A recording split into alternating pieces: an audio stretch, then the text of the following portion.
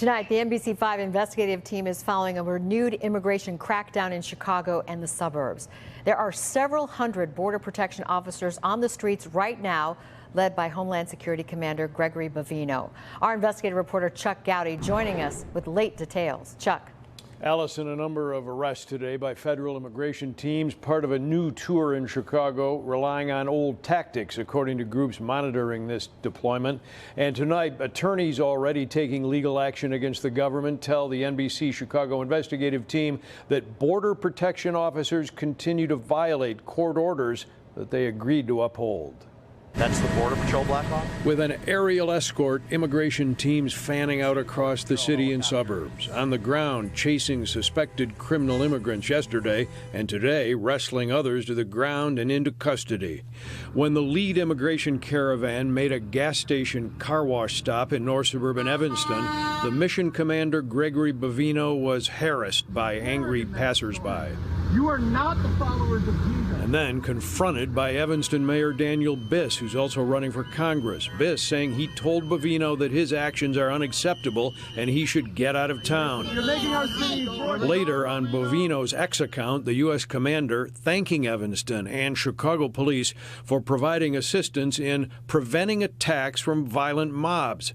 Mayor Biss this afternoon firing back on his social media, writing, "The only violent mob in Evanston today was Greg Bovino and his masked thugs, terrorizing innocent people and then lying about our city and trying to sow chaos." It sure looks like they are continuing to violate the Castellano-Nava consent decree. Tonight, civil rights attorney Mark Fleming, who represents immigrant detainees, says federal agents continue to break the law on Metro Chicago streets, just as he alleges they did during tear gas confrontations earlier in the fall. One of the tactics we see very often before and in these is where they surround people and have people, with high-powered rifles forming a perimeter around individuals, or if an individual does not look the way they want them to. The federal government agreed months ago that ICE and Border Protection officers would cease warrantless arrests, the kind of profiling stops that Fleming says have now resumed here in the past 2 days. Is this the type of society we want to live in, where there's dragnets,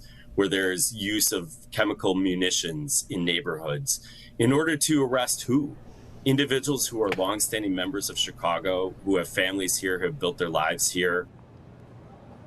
Tonight, there's also a late development in President Trump's effort to put the military onto Chicago streets, even as we await a Supreme Court decision on the legality of federalizing National Guard units for an immigration mission here.